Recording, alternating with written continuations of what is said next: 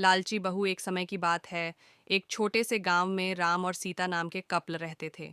उनका एक अर्जुन नाम का बेटा था, जिसकी शादी रिया नाम की लड़की से हुई थी। राम और सीता कड़ी मेहनत करते थे और अपने बुढ़ापे के लिए पैसे बचाते। रिया बहुत लालची लड्डचकी थी और हमेशा अपने लिए और चीज़ें चाहती थी। जैसे जैसे साल बीतता गया, रिया का लालच और बढ़ता गया। वह अपने पास रखे चीज़ों से कभी संतुष्ट नहीं रहती थी। वह हमेशा अपने सास ससुर से महंगे तोहफे मांगा करती थी और उनके बचाए हुए पैसों में से भी कुछ हिस्सा अपने लिए मांगती थी। राम और सीता बहुत ही अच्छे पेरेंट्स थे, इसलिए उसकी सारी ज़रूरतों को पूरा करते थे ताकि परिवार में शांति बनी रहे।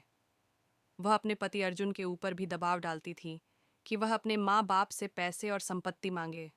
वह बहुत ज़्यादा संपत्ति इकट्ठा करना चाहती थी, बिना किसी मेहनत के। एक दिन राम और सीता ने यह फैसला लिया कि वह रिया को सबक सिखाएंगे।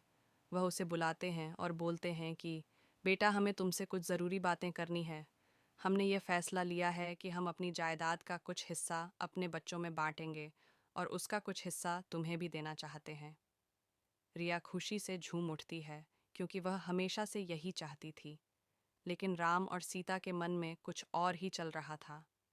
उन्होंने एक पत्थरों से भरा हुआ बैग उसे दे दिया और बोला, बेटी, यह तुम्हारे हिस्से की संपत्ति है। रिया उस बैग को देखकर गुस्सा हो गई।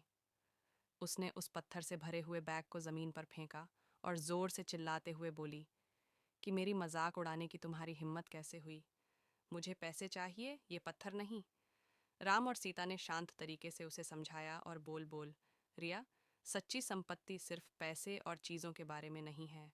यह प्यार, दया और जो कुछ भी तुम्हारे पास है, उसके लिए आभारी होने के बारे में है। हमने हमेशा तुमसे प्यार किया है और तुम्हारी देखभाल की है, और ये पैसों से भी अधिक कीमती है।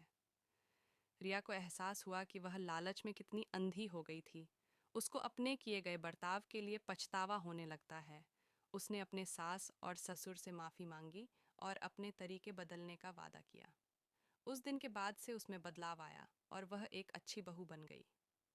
रिया के बदलाव की बात पूरे गांव में फैल गई और सभी ने एक बेहतर इंसान बनने के लिए उसकी प्रशंसा की।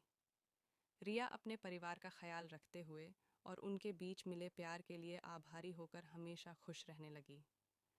सच्चा धन प्यार, दया और जो हमारे पास है उसके लिए आभारी होने से आता है, न कि हमेशा और अधिक चीज़ों की चाह रखने से।